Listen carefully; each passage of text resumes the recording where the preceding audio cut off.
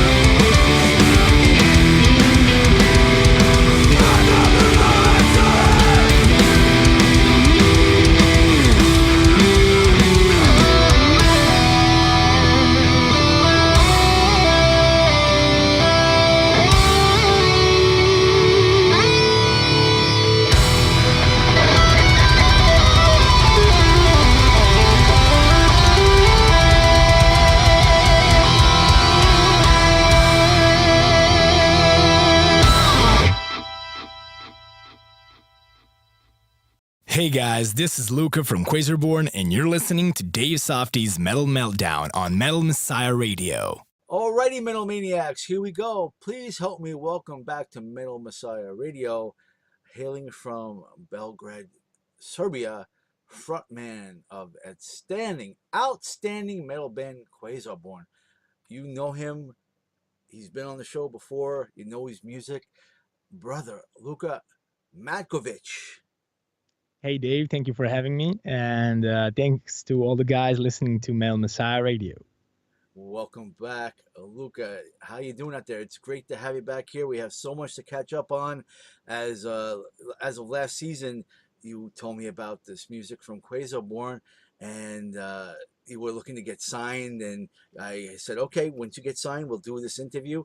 But you have self-released it, so it's great that it's out there and that we could be here to talk about it. So thank you again for joining us and being here, that we could talk about everything related to Quasarborn, the future of the band, and what you got going on currently with the band, and all this. Basically, from my input of what I heard of the band and from chatting with you from last year about the band, basically it was the same lineup except for Carlos Tessin, the bass player of Space Eater. It's essentially the same lineup as Space Eater, but please, if there are any changes within the lineup, please let the listeners know who actually makes up the entire band of Quasarborn.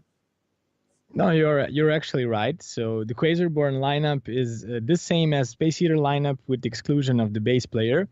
However, Thomas, who is now playing bass for Quasarborn, used to play bass live for Space Eater while Carlo was in Germany, and that lasted for like 2 years.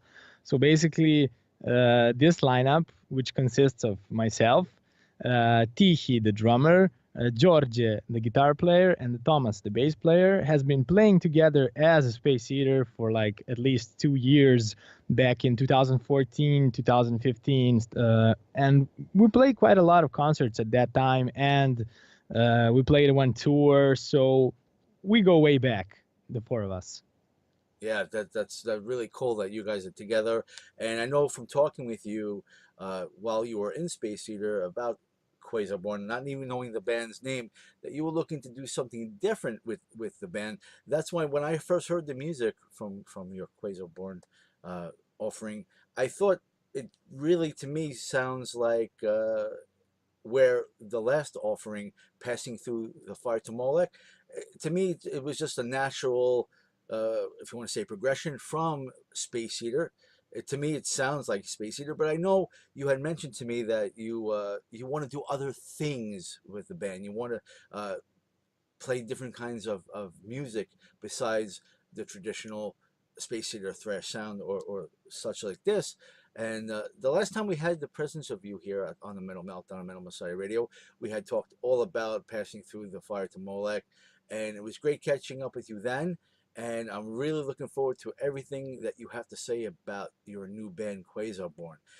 So please take the time to let us know what led you to this decision to basically start this new band with basically the same lineup, but totally leaving Space Eater. And how did you come up with the name, Luka? If you could tell us that, and if you could tell us, what the future holds as far as your thought process of Quasarborn. If you could tell us stuff about this, and then after that, I'd like to talk about this particular recording, the Odyssey to Room 101. Great offering. Okay. Thank you. Okay, cool. So, as you said, this album, the Odyssey to Room 101, does really sound like a progression, like a logical extension of what Space Eater used to be back when we released the last album. However, and that is because actually this was written as the fourth Space Eater album. It was written, I started writing the songs for this one back in 2011. Like, I think the first one written was The Underdog League, which was like really written back in August 2011. And then, just the songs came up while we were still playing in Space Eater. However, it was just that we had some really different ideas where the band should go in the future and what we should do, how we should do it. Carlo, the bass player, who really actually is Space Eater. He is the only original member. He's the one that is responsible for Space Eater existing all these years, and he's the one who kind of brought us all together. He's the one who taught us everything about how the band should work and everything. He has a kind of a vision of what Space Eater should be, and that vision is kind of influenced as well by Boško, the late singer, the late original singer and founder of Space Eater. So at one point we wanted to do something else, and he just didn't agree. He didn't like some musical ideas we were bringing, but he also but we just disagreed on what the band should be doing, what kind of songs should we be playing, where should everything go. And I think that he was right. I think that what he thought Space Eater should be is what Space Eater should be. And that's why we decided that we had to leave and do our own thing, And we just took the songs with us. We had actually 10 songs back then. Now it's 9 plus 2 interludes. We dropped one song because it just wasn't really finished. I see. And these songs, they're they were originally written as Space Eater songs, but after we left, we kind of put in a lot of more stuff into them. There's this whole acoustic part in the Crash Course in Life until in the end, and that was just, hey, when we were doing the recording and it was everything was done, and Georgia was like, hey man, we should put in something here. This is empty. And knowing Carlo, he would never like to have ukulele or acoustic guitars on a Space Eater album.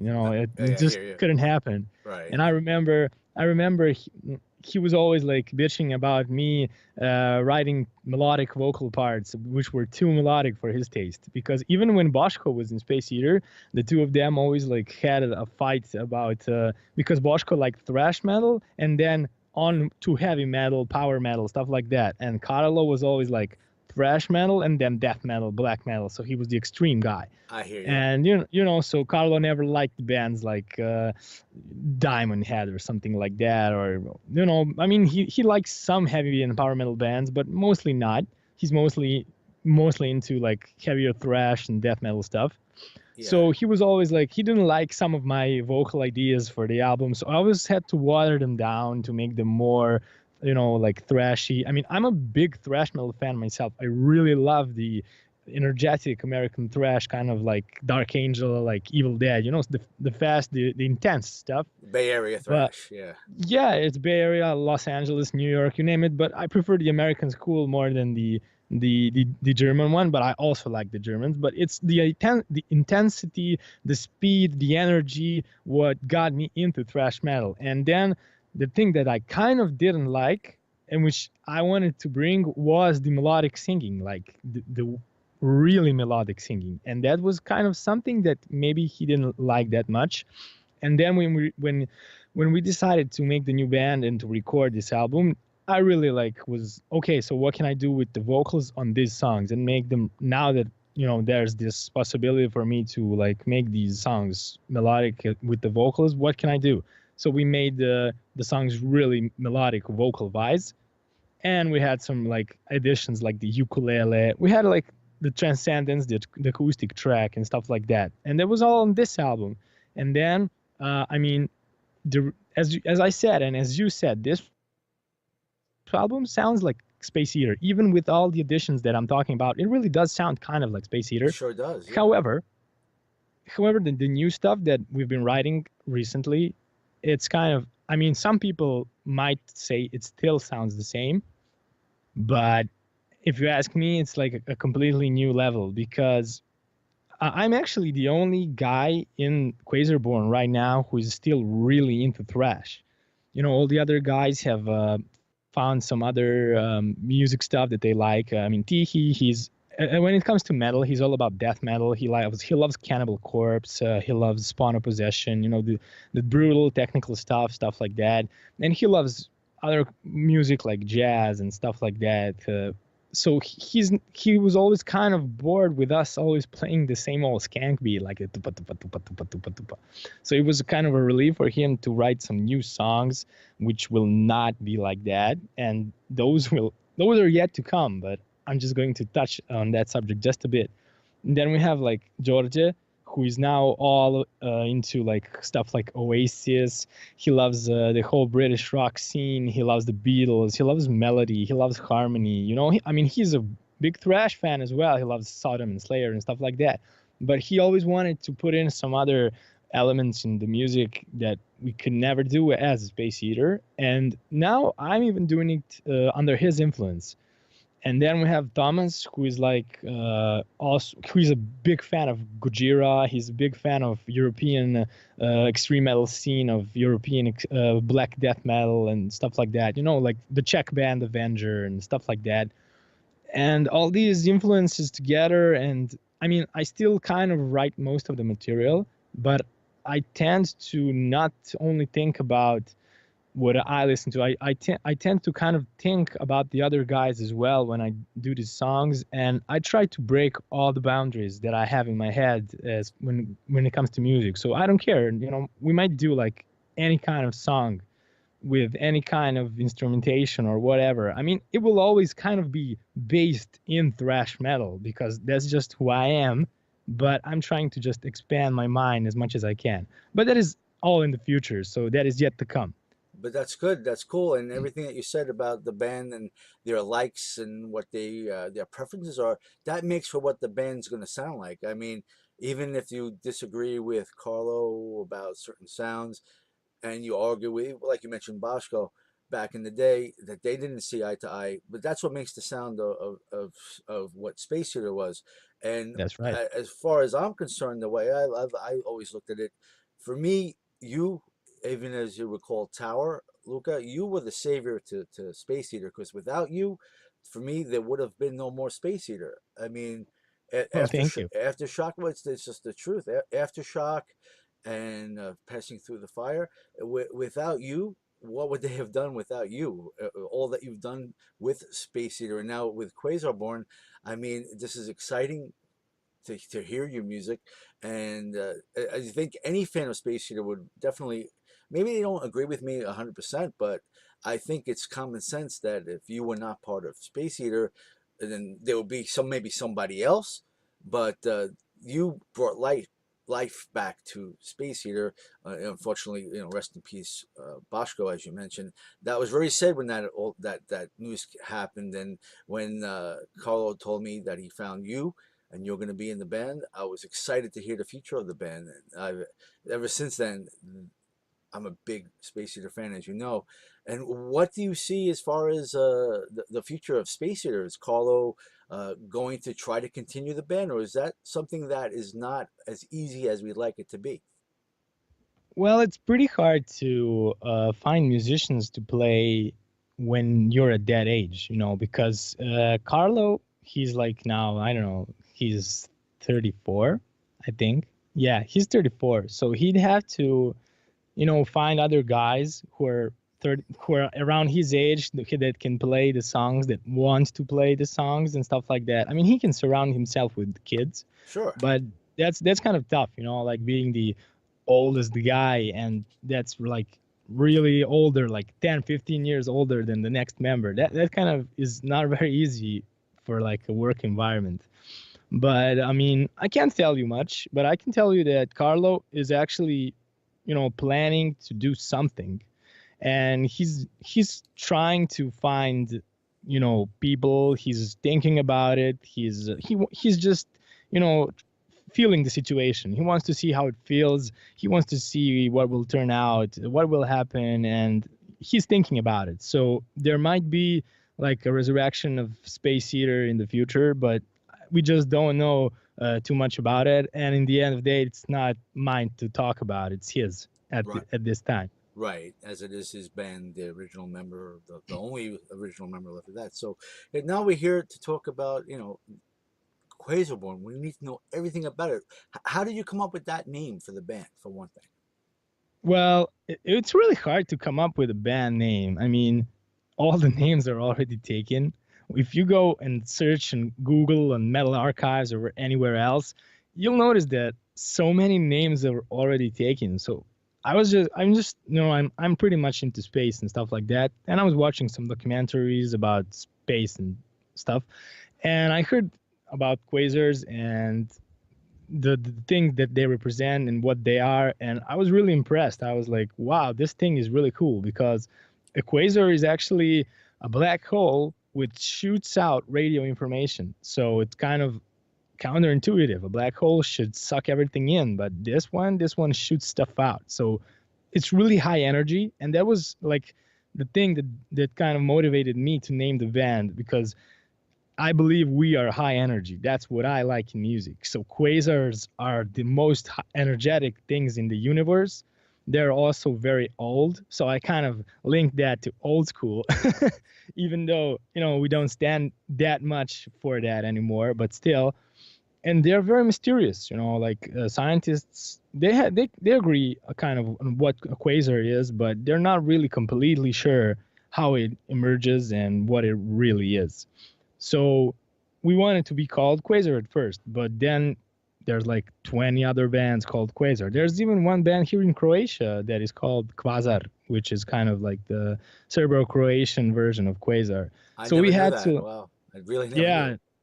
So we had to like find something else to add to the Quasar thing to make it work. And then it took us so long, man. And we were discussing and brainstorming ideas. We had at least 100 of quasar somethings or something of quasars. Wow. And in the end, it was just kind of, at first, the least painful option was Quasarborn. And then it kind of grew on us, like at first, nobody was really happy with the name. At first, everybody was like, okay, we'll do with this. This will do. And then kind of it started to grow on me. And now it's like, it couldn't have been any other way, man. It's Quasarborn. That's what it is. I'm glad it worked out.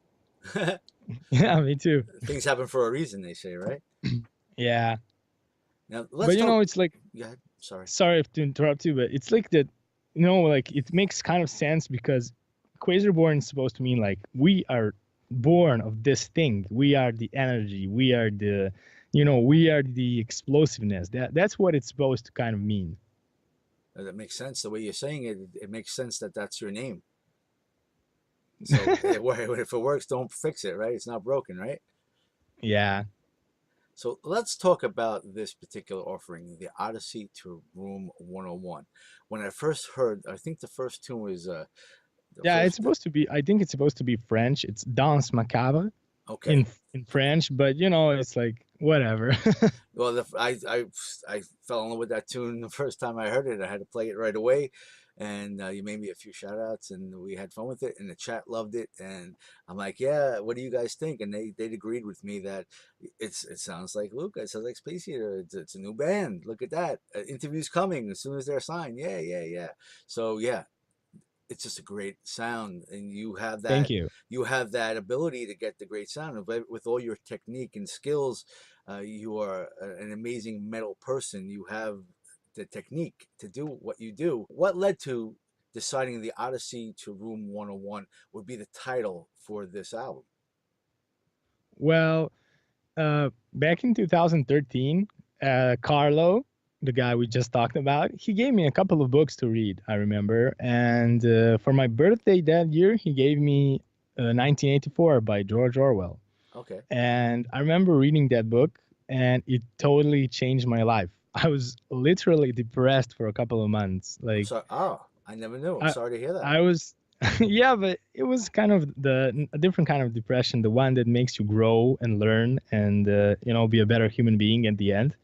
So it kind of made me like think and reflect about who we are as a society, what people do to each other, what is humanity and stuff like that. So I wanted, since then, the idea was that the next album was going to be a concept album. I wanted to have a story which was kind of based on maybe not like exactly the book Odyssey to Room 101, 1984, but kind of like that concept about like the dystopian society and stuff like that.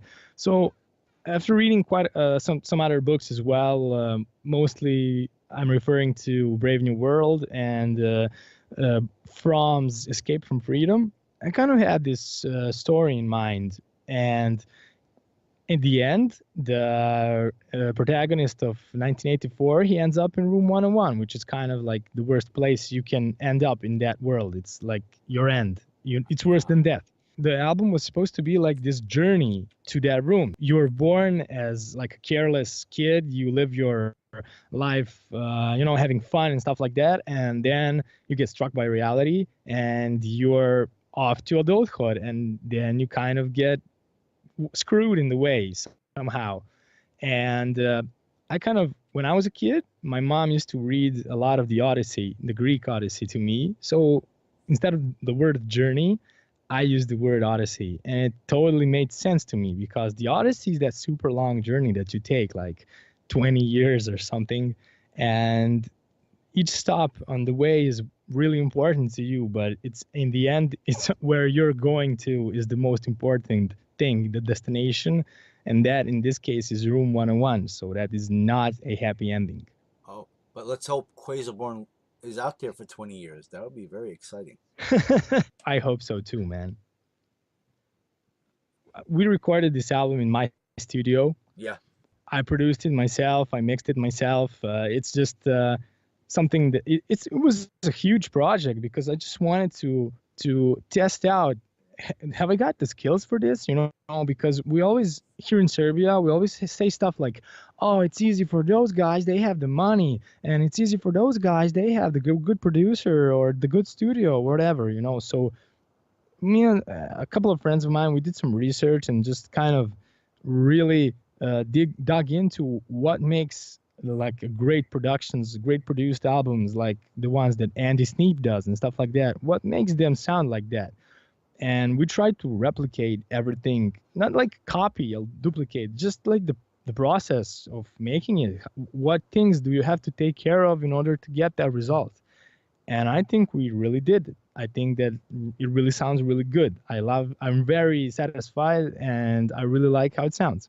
As you should be, and you have a very good reputation as being a very good engineer in what you do. So you definitely have the talent and you do have the skill. So you should not be surprised that you can do this sound that you have because you're great at this. And I've talked to other bands from Serbia, especially Vandal. We had another interview last season, and he was telling me how you're such an amazing metal person in what you do with the band. And yeah, so I'm sure that is not a secret. So kudos to you. Congratulations to you. And I hope that you keep the music flowing and all this. And did you write most of the material for this album? Yeah, for this album, we took like the approach that we took with all the previous Space Eater albums. It was just mostly me writing the stuff at home and then sending it out to guys, and they would come up with their ideas. And a couple of riffs written by Tiki, a couple of by George, and I'll just mix them in, send the stuff to them, and then they would be like, "Oh, I like this, I don't like this," and they would come up with some arrangements. Tiki would do the drums, George would do the solos, and maybe some additional guitars and stuff like that. But I think that will change in the future. That way of just me sitting in the room and writing the song and then the guys like just playing it has to change. The new stuff, it has to be more organic. The entire band must be much more involved. And we've already started working like that, like Tiki and I getting in a room and just jamming out stuff and then bouncing ideas right on the spot. And we already did one song like that. It's going to be on the second album. But that's just a teaser. Let's leave that for another time. Yeah, for the next interview for sure. And I can imagine from release to release, from every new offering from Quasarborn, I would expect to hear something completely different from the previous offering. From what you're telling me, you want to open your mind, if you want to say, or enhance the sound of the band by not doing exactly the same thing, by incorporating other sounds. So it's going to make the listener who listens to Quasarborn to want to know what is next for the band. So I definitely know I'll be following you for all the years to come to check out every new release that you have, and we'll be here talking about it on the Metal Meltdown on Metal Messiah Radio. You know that. But yeah, I hear what you're saying, and I'm interested to hear everything that you put out there in all the years to come. And it sounds, I mean, for me, hearing you talk about it, it makes it very exciting for me. But I would imagine it's also a very exciting period for you. Yeah, yeah, it is very much. Because actually, right now, like this is kind of like the thing that you always, when you're in a band, it always kind of happens to you. You're always kind of late. We just put the first album out, but actually we were working on the second one. Wow. So it's kind of always like we're so hyped about the new stuff, and the album that just came out, it's old for us already, and it's Right. new for the people. So it's kind of funny that I'm talking about the new stuff so much, and the old the quote old stuff just came out, which is actually the new stuff. But that's just because I can't conceal my excitement with where we're going and what we're doing. So But everybody that's will just have to forgive me. no, no, no. What you're saying is great because that not only are you giving us information about the present release, the Odyssey to Room 101, you're also giving us a little bit of inside information of what to expect in the future. So that's actually a very good situation, and I appreciate you being like that. So that's very cool. Thank you. Yeah, and the album art, was that also done by Tihi, or who actually designed the cover art? Yeah, it was done by Tihi, but the thing is that we really, like take pride in being completely DIY because even though we are really schooled for everything we do. I mean, I went to school to be like the sound guy, and Tihi went to design school, so we really kind of know what we're doing. So it doesn't really appear as it's a DIY band, but we do everything ourselves. Like Tihi did the entire cover, the design. He does all our ads on like social media. He does everything, whatever visual there is to Quasarborn, he's the man behind it. And I remember we were talking when we kind of had this entire idea of the concept album and everything. I wanted to have like a really dark cover that didn't have much detail or anything, just like the atmosphere of darkness. And he liked the idea because he wanted to do something very simplistic. He wanted to make something that is very minimal, that can be made in a short period of time, that he wouldn't have to stress over, and that would still be kind of, good and leave an impact. And when he came up with that Rorschach cover that he did, I really liked it because it really did reflect on what I felt the album art should look like. So I pretty much loved everything about it. Is there something symbolic about the imagery on that CD art? Because it looks kind of like almost like a face mask that you would have, like a gas mask in space or something like that. Yeah, it's not a space mask, but I think it has some meaning to Tiki. But he's more like a person who thinks in images than in concepts, So when he comes up with this kind of stuff, it speaks to him. And I don't think that he could put it in words what that means to him because he's just that kind of a guy, He's not a big fan of words. He's a fan of images. And that's why we call him Tihi in the end, because Tihi in Serbian means the silent one. Ah, you okay, know very good. so you on the cover you can see like a guy that is approaching a room, which is room 101 obviously, and then you can see, like, if you look really closely, you can see a pair of teeth. And those are his teeth. He took that photo of his face and then stuck that Rorschach stuff on his face, and it just turned out really, I don't know, I just feel that it really paints the atmosphere of the album really well. Great story. I had no idea about that. You see what we learn here? Excellent. Excellent. Also, I want to learn more about what I consider to be either special effects or special sound effects on the Odyssey album. Could you tell us more about the sounds that we hear on this album? Yeah, sure. The guy that is the main actor in our videos, like the guy that we torture in the Odyssey to Room 101 video. Well, he's actually a sound designer, and he worked with many like Serbian movies and a lot of foreign movies as well. And just recently, he worked on the movie Adrlezi Rising, which had like Stoya in it and stuff like that. He did sound effects and stuff like that. And I just sent him the album, and I told him I want this, and I want this, and I want this, and he just I think it took him like 2 days, and he just returned everything to me, the stuff that I wanted, and I was really happy. It was easy for me to explain it to him. It was easy for him to understand it because he really liked the album, and that was way before we even had videos featuring him. So he was in the whole Quasarborn story, and then it was natural for us to invite him to act in the videos since he was also doing some acting and is involved in the film industry. So, it all kind of worked out that well. Awesome. I just want to mention last season when we talked about your music, and I had said, "Oh, great, we got to get an interview done." You had mentioned that you were looking forward to getting signed, but instead of getting signed, you actually have self-released it. So I'm thankful to you that you have self-released it so that we could do the interview. But are there any updates on any of the future possibilities of you actually getting signed, or are you happy just as it is? Self-releasing your material. What is the current situation with that?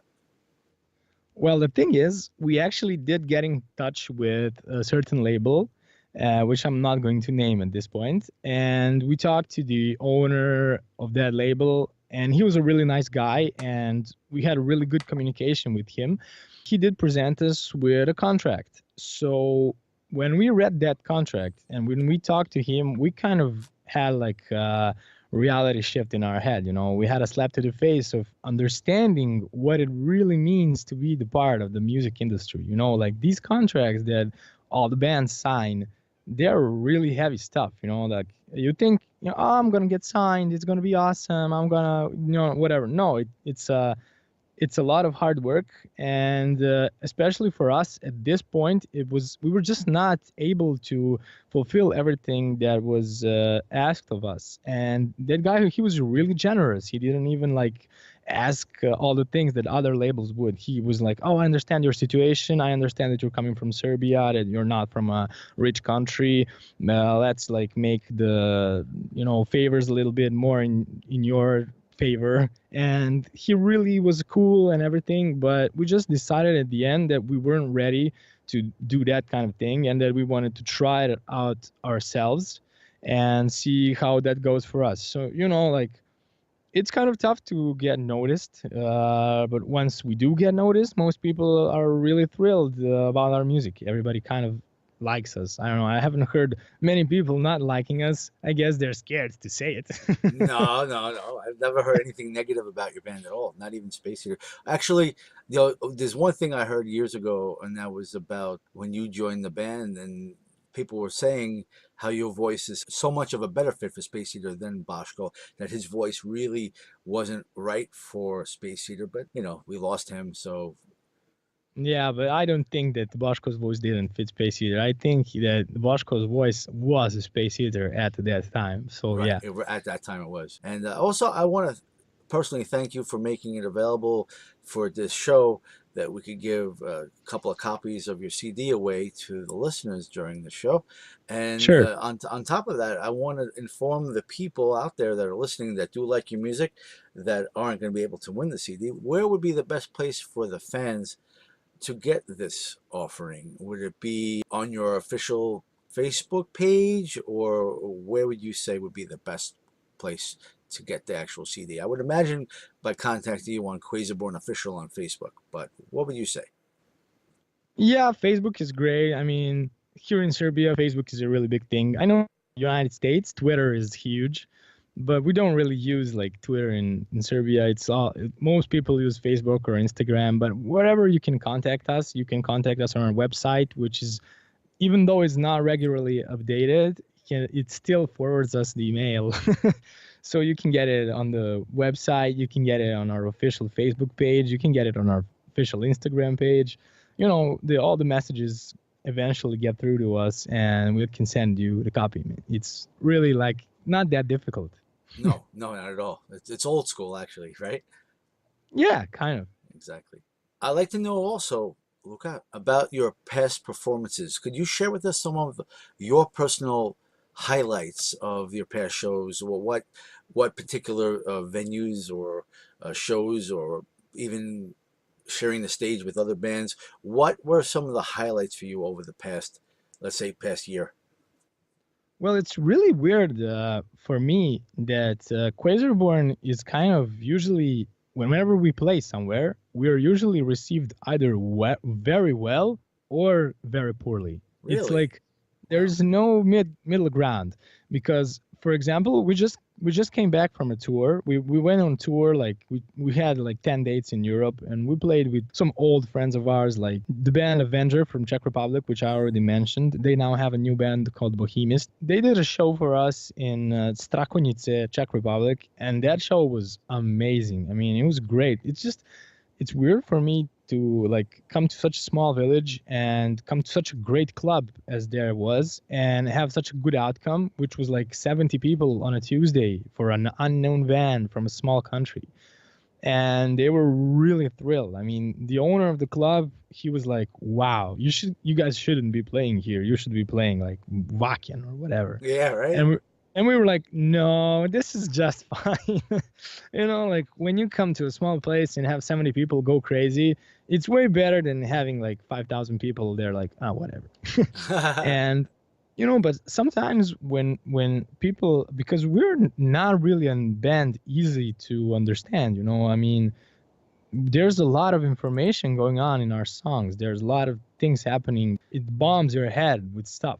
And some people just don't like that much, and those people usually like don't really like our music. And sometimes it happens that we come and encounter such a crowd, and then it's pretty much different, but it rarely happens. And this tour was pretty good for us. After that we met bands which became our friends, Kill the Kong and Killing Gandhi from Sweden and Denmark, and those guys are pretty cool guys and really good bands. And we did some shows in Germany with them, one show in Netherlands, and it was just like camaraderie, and it was having fun, and it was like playing for the people, playing for ourselves. It was great fun. And it was also really hard for us because we went by car, and Tiki and we drove ourselves for like, I don't know how to convert kilometers to miles, but I think it's about 6,000 miles, something like that. Wow, that's like going cross country in America. Yeah, it's like we did like a huge, because the tour wasn't really well thought out in terms of where we're going. So we had to like go from East Germany to West Germany, back to East Germany, back to West Germany. So yeah, it was kind of screwed up, and when you think about it like that. But we also had like a great show in Hildesheim with our old friends from Castus. I mean, they organized the show. They didn't play with us. But Hildesheim was really great because a lot of people came from Hanover to Hildesheim. They heard about us, and they were like really thrilled to see that we were coming into a town nearby. And that was a really good show. And we had a great time in Slovenia with our friend Jerne, who does shows for us all the time. So, it was a great experience. We take it kind of as a vacation. Some people go to the seaside, some people go on tour. That's how it is. I hear you. Wow. And do you have any shows coming up that you want to share with us in the not too distant future that we could inform the listeners and your fans? Maybe they'll have a chance to see you out there in the world. Well, unfortunately, the only show booked for now that we have is the show in Belgrade, in our hometown. And that one will be on November the 10th. And that will be the first time ever we're playing in Belgrade in our own organization. We played before as part of some festivals and stuff like that, but this is the first time we're actually doing like our concert in Belgrade. So that's it for now. And then we'll just have to figure out when can we go on some kind of tour again, and where, and what will happen as far as our concert activity. But I think we'll just try to concentrate on recording the second album after that. That's excellent news. And yeah, that's going to be a special show for you and for your fans in your country. That's going to be outstanding, I'm sure. Yeah, we're going to give it our best, man. And, it's going to feature our friends from Alitor. I'm sure you know about them. Sure. And a young band that is just coming up, rising in Serbia, Contaminated Mind. They're pretty good, they're having some troubles with their lineup all the time. That's how it goes when you're a kid, like growing up.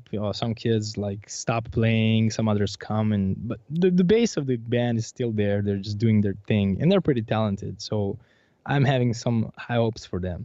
Maybe they should talk to Carlo and see what they could do together. You never know. Maybe they already are. Maybe they are. Yeah, I wouldn't know. Maybe you do.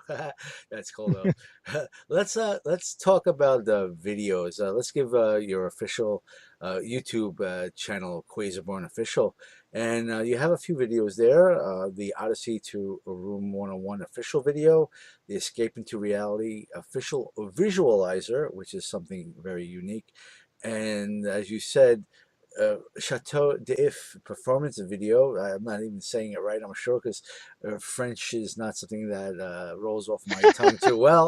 But as you described some of your music and titles, so if you could tell us a little bit of maybe behind the scenes information about these particular videos, and if Quasarborn will be producing any more music or lyrical videos in the future, we'd love to hear anything that you have to say about this. Sure, of course. The Odyssey to Room 101, the title track, I had the idea for that video to recreate the final scene from 1984, the movie, or at least to do some kind of homage to it or whatever, Right. like Yeah, that makes to sense. make it to make that kind of atmosphere. And then we were like going around Belgrade looking for all kinds of like underground, atomic shelters, the cellars and stuff like that. And we came to this like club, which is called Garage, and they had like a storage room and it was filled with stuff. And you can't believe, I mean, it was so filled with stuff. I think that at the time I thought that even if you brought a bulldozer, it wouldn't be able to like pull it out. And we just couldn't find any place. It was cold at the time. It was like in the beginning of this year. It was really cold, so we couldn't film in like cellars and stuff like that. It was, and we didn't have any electricity there. So I just asked the owner of that club, like, if we could get all this stuff out of your storage, could we do a video here? And he said, sure, but that's impossible. I was like, okay, but if we could, and he was like, if you, I know, he was like, be my guest. And I brought like 10 people. And to my surprise, it took us only like 2 hours, the 10 of us, to just bring everything out of that storage, put it in some other room, and we ended up with this really like adequately looking room that ended up being the place where we recorded that video. So we knew that we had to like have some stuff in the video, like some production design, some requisites, stuff like that. So we had a friend come up with the torture devices, the costumes. So thank her for that very much. And we had the sound designer guy, whose name is Nicola, who we talked about earlier, come up and be the tortured one. And he was really just only concerned about one thing, and that was heat, because it was really cold. And he was like, I don't care if you torture me. You can kick me in the face. You can do whatever, but Nice. it must not be cold. And he said that his grandma, when he was a kid, she used to scare him with like cold, and that stayed with him. And he's so scared of being cold that he can't do it. That's funny. Wow. Yeah, and we came there. I brought some heaters, and it was so cold, man. I was like, oh my God, he's gonna come and he's gonna just walk out of set, and we're screwed. And you won't believe it, but we found a huge, I don't know how you say this in English, but it's a huge heater that accumulates heat overnight and then heats during the day. It was just buried under all the stuff. And I just turned it on, and in a matter of like 2 hours, it was warm as hell. I think they call those space heaters. That's funny. Yeah, Space yeah, heater. pretty much. Yeah. We had like some time to record a video because everybody had to get to work. It was pretty, fast, and I'm pretty happy the way it turned out. I mean, it's an 8-minute song, so we had to have a lot of material, and it turned out pretty fine considering all the things that all the time we didn't have to prepare. And as for the escape into reality, we just realized that today people like to have something to watch while they listen to music. So whenever you want to put out a new song, you just have to have some kind of video information with it. So before the tour, we just wanted to put anything out, any song on YouTube. And we just realized it's going to be Escape into Reality. And he came up with this idea that he was going to film me like reciting the lyrics and just put the Q logo spinning over it. And it's just like, you can't call that a video. It's not a video. And I don't like lyric videos. I just have some kind of problem with it. I think it's, I don't know. It's just, for me, it's stupid. It makes no sense. So we just went with this visualizer thing, whatever. I mean, maybe that's stupid as well, but it's just, we just did it that way. It's something other than just having the let's say the CD art with the music without having anything. So it's something better than nothing. Yeah, that's the way we see it. And as far as Chateau d'If, well, that's actually the hardest song on the album to play. It's really difficult, especially for like drums and guitars. It's really like the technical song. And we were talking since the very beginning to do like a playthrough video for that one. And that's why we did it. I mean, it's just, we wanted to show ourselves in a bit more relaxed kind of mood, because we always wear the same clothes, like the black clothes, because it's kind of a theater show when we play, you know, because of all the story, the concept that we try to, you know, tell the audience. So this time we went, okay, let's just kind of look normal, the way we would normally look in like studio, wear our regular clothes and stuff like that. And that's what we did with Chateau d'If, you know, like show the band just playing in my studio, like normal casual style. Do you see making any more music, or you're not into lyric videos, but any other kind of videos to come up to go with the Odyssey to Room 101? Or, as you mentioned before, you're going to be focusing on the follow-up to this? Well, at the time that we're recording this interview, we just released the latest video yesterday, and it's the opening track of the album, Crash Course in Life, which was actually filmed before the Odyssey to Room 101 and features the same actor, Nicola, because he is supposed to be the main protagonist in our story, at least in the videos. That's the part of the story when you're just a kid, like a little metalhead, going to concerts, drinking beer, not caring about anything, and then just in one part of your life, reality strikes, you know, like you have to get a job. It's a bit different in the States and in Serbia, because in the States, kids move out pretty early from their parents. Here in Serbia, it's not unusual for you to live with your parents very late, you know, like it's just normal thing. You get like some people, your parents, sometimes your parents get sick, sometimes your parents die, and then you're kind of left with nothing, you know, like you can end up hungry, you can end up no job, like maybe you haven't like finished school yet, and these things, they happen to people. And it's just that this transition from being a careless teenager to an adult with so many problems on his chest is like, it's what this song is about. It's like, it's kind of also the transition from Space Eater to Quasarborn. It's like starting like a thrashy song and then ending up as this kind of a bit depressing and aggressive but melodic song in the end. The video is just us playing in a club with a bunch of kids, and Nicola, who in the middle of the video has this sudden realization, like the one we talked about. And at that point, you can see our clothes change. We started out playing in the way we dressed before, the way we dressed in Space Eater times, and the way we dressed, you know, the way I dressed when I was like full blown, just thrash guy, rocking vests and stuff like that. And now that we're Quasarborn, where we wear this stage uniform that is, the purpose of it is to like transfer the message that our music is bringing, you know. So it's kind of the maturing song. I don't know how to explain it. That's a really interesting way to put it, and the way to describe it to me. I really appreciate that, and the listeners, I'm sure they appreciate it as well. Thanks, Dave. No, thanks for explaining that. Wow. And we talked about, you know, what you just mentioned about being hungry, and, you know, DIY bands, also known as starving artists, the guys that are like you, that are working your ass off out there, trying to make it out there in this business of metal, of whatever kind of metal you're talking about.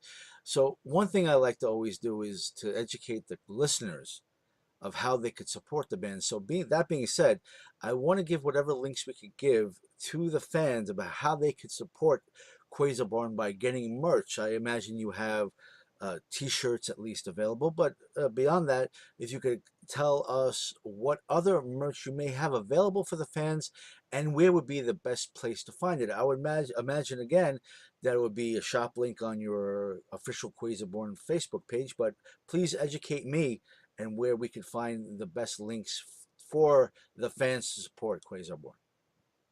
Well, it's the same as the CDs. Like wherever you can find the way to send us the message, like the website, the Facebook page, the Instagram page. That's where we're most active.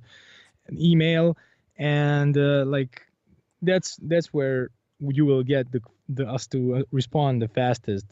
But currently we don't really have any like merch other than CDs and shirts. We currently have like 3 different shirt designs out there, but we're planning to put out more and more shirts and stuff like that. I think our idea is to like get as many designs as we can, but it's just that, as I said, we're doing it all ourselves. So all our shirts are drawn and designed by Tihi as well, and he has like a lot of stuff going on in his life right now, so has not that much time to like do new shirts. So we'll settle for 3 for now, and he has to write the new drum parts for the new album and help me write the songs as well in the new way that we're working and stuff like that. So pretty busy considering that stuff. So unfortunately only shirts and CDs at this time. Well, I appreciate that. And one thing also I must say is that basically, considering that you basically have started over with Quasarborn, you've really accomplished a lot in a short period of time, which leads me to ask, what would you say is next in line for the band? I know you're working on the follow-up, the next offering, and what else can we let the people out there know that is next for Quasarborn? Anything that we could tell them that we haven't yet discussed? Well, we just want to put ourselves out there as much as we can. We just want to like get, as known as a band of our caliber can be.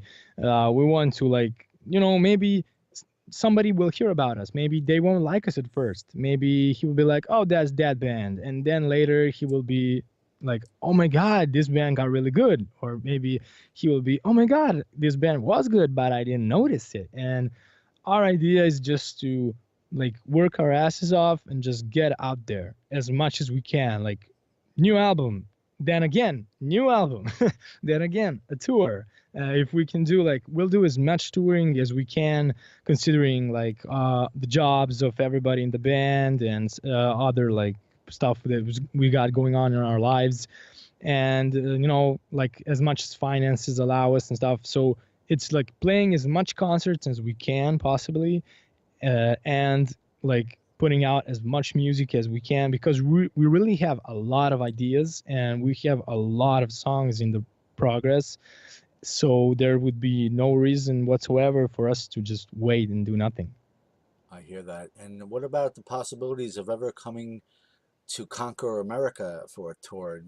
Is that something that you hope will happen at some point, or is it something that you say is an impossibility? Well, I don't think it's an impossibility, but I think at this point it's too early for us to come to the United States. Like I would really like to come there because like, I like so much pop culture from the US, like especially the music. And like, there's this saying, when you say something is from the US, it's on steroids. Like Something. there's like whatever, like heavy metal was made in the UK, and then it got into the US and it was on steroids. Like Metallica, they brought all that Motorhead and Venom stuff to the next level. And I'm kind of like I like that about the US, that everything is so like, yeah, those are real words. So I would really like to come there, like visit San Francisco, New York, all these places that were like the big thrash scenes back in the 80s. I mean, I know there's not much left of that right now, but still it's like a monument for me. It's kind of something that is just my vision. Maybe it's stupid, but I don't know. It doesn't matter. And not stupid at all. No, not at all. Like he was in Las Vegas recently with his employees sent him there, and he was there like working something, like some design. I have no idea. Some conference was going on there. So he was recently in the US. He has a visa. Like Georgia was already there, and Thomas is employed in an American company here in Serbia. So I think that, like they could get visas pretty easily. So that just leaves me. Wow. And, I think that someday, like in the next 10 years, I think it might be a reality, and I would really like that. But I don't really know even like what is really the situation with metal concerts in the US like right now, like I mean in Europe I know pretty much what is the deal. I've toured Europe a couple of times with different bands, so I'm pretty familiar with how it works, but I don't really know how it works in the US. Well, USA over here, unless you're doing a special event or you're in the city doing one of the concert halls over there, it can be pretty bleak, the support you get for the shows, in my experience. And I'm in New York, and when I go to the city, take the train to the city to see a show, we were seeing like a thousand, maybe 2,000 people tops at a really big venue. But otherwise, it's like you say, if you see 70 people at a show, that would be a lot. And that's for, you know, maybe 5 bands on a bill, and it's really Yeah. not like it is in Europe. In Europe, you have your walk and you have your other festivals. It's something different in Europe. I've never been to Europe myself, but Ah, that's too bad. the scene is not like it is in Europe. I don't know if it ever has been. Maybe in the Bay Area with festivals and such like that. Maybe it's different there than it is on the East Coast here. But yeah, to me, not that I get out there as much as I'd like to, but definitely the Long Island metal scene is really insignificant compared to the city, New York City. But there are a couple of venues that you get bands like Death Angel, Testament, and Anthrax, and they pack the place, and maybe they could accommodate up to 2,000 people, but that's about it. But you, like you said, Wacken and other places like this in Europe, this is where you really have to be. That's what's going to be best Yeah. for you, I would imagine. But it is what it is. But also, one of the things about here that I've learned from my experience being part of Metal Messiah Radio and talking to the bands of the local scene is a lot of the bands they have to pay to play, which means either they have to pay to Yeah. be on the show or they have to sell a certain amount of tickets, let's say 50 tickets to be the opening act of a band of let's say 5 or 6 bands that are on the bill that they would be opening with nobody even being at the place yet. And let's say Yeah. they'd be with Warbringer and other bands like this. Even let's say Death Angel again and stuff. Whatever bands, doesn't really matter. But they have to pay to play, and a lot of bands don't want to do that. They are actually some look at it like, okay, this is just a necessary evil. We have to do this, or they'd be like, forget about that. There must be another way. Fuck that. I'm not going to do it. So it's not a very positive situation, but it is a reality. There's that here as well. But at least here in our city, like we can get some audience. It's like we don't have like bands that are from Belgrade. When they play in Belgrade, they don't have like 10 people. They have like a lot of people, I guess. But when you try to play in some other cities, then you can see what you're really made of. That's where the struggle begins. Right. I think that struggle is going to be there for a long time, unfortunately. It's the way it is. Especially Yeah, when you're the underground. We're not pop music. We're not. Well, I don't know much about pop music really, but who's popular out there? I don't know. I think pop music is dead, man. I I think don't it's all know. about trap now. Trap? Yeah, that's like the new thing. Like all the kids are listening to trap music. I don't even know what that is, to be honest with you. But what's this like country music? I don't really know much about that, but that seems to be what America is really into. I guess that is what they. I guess you call that the pop music of today, country music and stuff like that. But I don't get that stuff. It's not for me.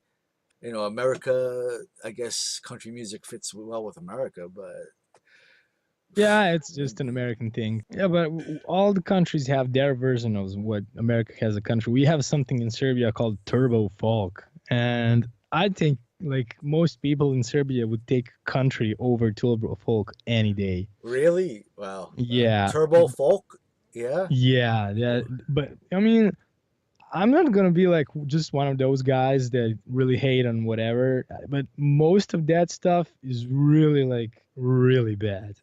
There's some of it that has some kind of quality, but most of that stuff is just it was like used as propaganda during the war, and it was terrible. But I take your word for that. yeah, like the turbo folk stuff is it's insane, and it's kind of the most popular music in Serbia, just as you can say that country is in the US. But I mean, I've been trying actually to find like really recent pop artists that are rising like from the US or anywhere else. And what I see is there's really no like pop music anymore. You can't find like, I don't know, like I remember stuff like, I don't know, Britney Spears or Madonna and whatever. You don't Right. have that No, anymore. no, Like, not really. You have Lady Gaga and J Lo and what's her name? Taylor Swift. What's her name? yeah, Taylor Swift. Taylor Yeah. Swift. Right. That seems to be like the most current pop stuff. Yeah, but It's like pretty much even country, really. I think. I think. yeah, she started out as a country singer, but now I don't really I mean I have to like stay in touch with all this stuff because of my job, and I'm just like listening to the new Taylor Swift album, and I'm like, well, this is trap music. I mean, it's not really, but Okay. she started out as a country singer, and now because no the kids don't care about country, the kids want to listen to trap. She has to like completely change her style and play trap music. See, I learned something new today from you. I never heard of trap music before, but I'm gonna do more research on that to find out what this. You're gonna be shocked, man. I will be shocked. It's not for me, I'm sure. Me, I like the underground metal scene, and that's what I like to support.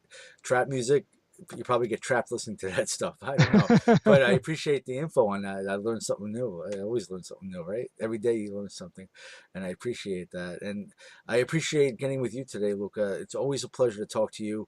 You're a real gentleman and a really talented musician, and everything that you do within your bands. It's and for other bands as well, I might say as well. I know you've done a lot of work with other bands from Serbia, maybe beyond that too.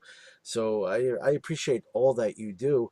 And before we go, I want to make sure that you have your opportunity to mention anything that you'd like to your fans that are tuning in at this time. If there's anything that you would like to say to them, please go ahead and do so. Well, first, let me thank you for having me and for supporting all of us for so many years and for continuing to support us through all our changes and, all the hard times. And as far for your listeners, thank you for taking the time and listening to the bands, and thank you for, like putting in your money and your time and just supporting the metal scene, because it means a lot to everybody who's a part of it. And I don't know, I love playing music, I love creating music, and the biggest joy that I have in life is when people listen to it and understand it. So it's just a way for me to connect to other people, which is for me the best, and it's just what makes me. So thanks to everybody who listens to music, I guess. Excellent. And again, thank you very much for this opportunity, Brother Luka. I look forward to endless possibilities as far as future interviews to talk about anything you're related to, as far as whether it's with Quasarborn or anybody that you are working with. I wish you and all in Quasarborn the best of success. May you all live long and prosper. But we know the reality in this underground world, prospering is probably not of likely possibility, but I wish that for you. And I wish that you have Thank many you. more productive years to come, that we could be here on the Metal Meltdown on Metal Messiah Radio to always talk about it. You'll always have an open door to talk about your music, and it's a privilege for me, and it's a great way to start off season 11 of the Metal Meltdown on Metal Messiah Radio. And I'm honored to have you as a guest again. And you just know this is never going to be the end for this. This is, as long as I'm doing this and you're doing what you're doing, we're always going to have an opportunity to talk about it. And that to me is a very exciting situation. Thank you. It's an honor to be here. Thank you so much. Well, again, thank you for the CDs. Thank you for the interview. And before we go, is there anything else that we have yet to mention that you want to bring out there to the people? No, we really, I think, covered everything, at least everything that I can think of right now. So, like that's pretty much it. I think we covered everything, and the sound quality that I'm hearing It is amazing.